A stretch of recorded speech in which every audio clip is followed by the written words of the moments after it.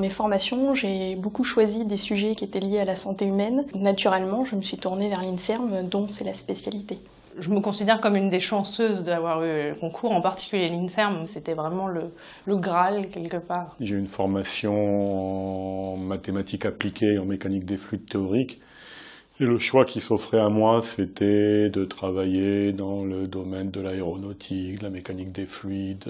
Et en fait, ce qui me passionnait, c'était plutôt la recherche médicale. Je suis rentrée dans la salle de culture cellulaire, qui était la technique que je voulais faire, et voir voilà, tout le matériel qui était à disposition, sur lequel j'allais travailler. Je me suis dit, waouh, c'est bon, je rentre à l'INSERM.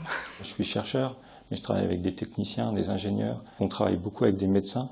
Et c'est cette interface avec ces différents métiers qui est important et qui m'apporte quotidiennement. L'INSERM, depuis 1964, c'est la force de la recherche biomédicale française. C'est une approche multidisciplinaire, ce qui est essentiel pour profiter de l'évolution de la science actuellement.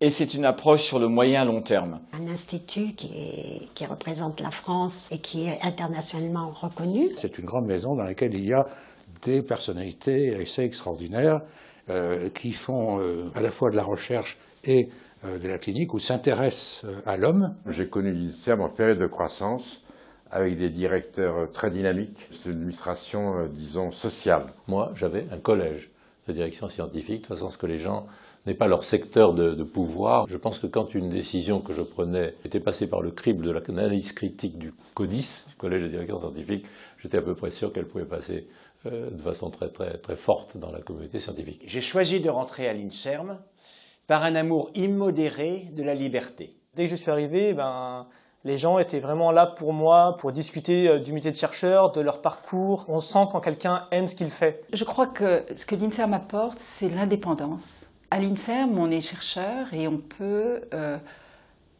produire soi-même les projets qu'on a envie de mener à bien. On a juste envie de s'occuper de la recherche et des gens qui font tourner cette recherche. Donc c'est vraiment une stabilité et une liberté très importante. Quand on voit les sacrifices que les gens seraient prêts à faire pour être de la communauté INSERM, je me dis en plus qu'on doit avoir une valeur dans l'esprit collectif qui est absolument pas négligeable. Faire une expérience difficile, et là, on passe du temps, puis en fait on est incertain forcément du résultat. Et quand la personne a passé un certain temps à nos côtés, qu'elle dise « ça y est, j'ai enfin mon résultat ». Voilà. L'objectif final, quand même, avant tout, c'est de soigner.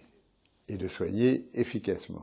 Je suis vraiment, je crois, chercheur, mais vraiment, je crois, médecin, même si je ne vois pas de malade. Quand on touche au domaine de la recherche, on touche quand même au vivant et à l'humain derrière. Un trait d'union entre les chercheurs et tout le reste de la société. Les gens, les malades, les associations, elles attendent quelque chose de précis de la recherche. En nous aidant à comprendre nos maladies, nos handicaps, la recherche nous aide à mieux vivre.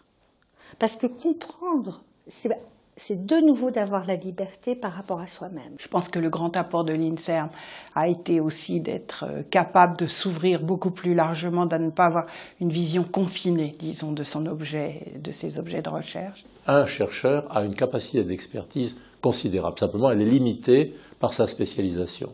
D'où l'idée d'expertise collégiale. C'est-à-dire si vous mettez dans une même pièce 15 chercheurs de disciplines différentes en leur demandant de réfléchir au rassemblement, à la synthèse et à l'expression des connaissances existantes pour les rendre immédiatement disponibles pour les décideurs, vous avez un processus qui est extraordinairement fécond. Je pense que l'INSERM a su évoluer ces dernières années. C'est important d'évoluer. L'INSERM a besoin d'évoluer, mais l'INSERM a besoin de rester ce modèle d'une organisation de recherche nationale qui a dans ses unités, avec les universités, avec les hôpitaux, un endroit de rencontre entre des personnes qui ont un profil complètement différent, mais qui, quand ils travaillent ensemble, nous donnent une force extraordinaire. J'aimerais que l'INSERM, dans l'avenir, puisse garder un équilibre. Évidemment, reconnaître et aider et promouvoir les talents individuels, mais pas au détriment de l'engagement collectif. Je souhaite à l'INSERM un très joyeux anniversaire pour ses 50 ans et je lui souhaite de très belles découvertes pour cette année et les années qui viennent bien sûr, puisque ça serait quand même aussi une belle récompense pour tous les efforts que chacun fournit au quotidien.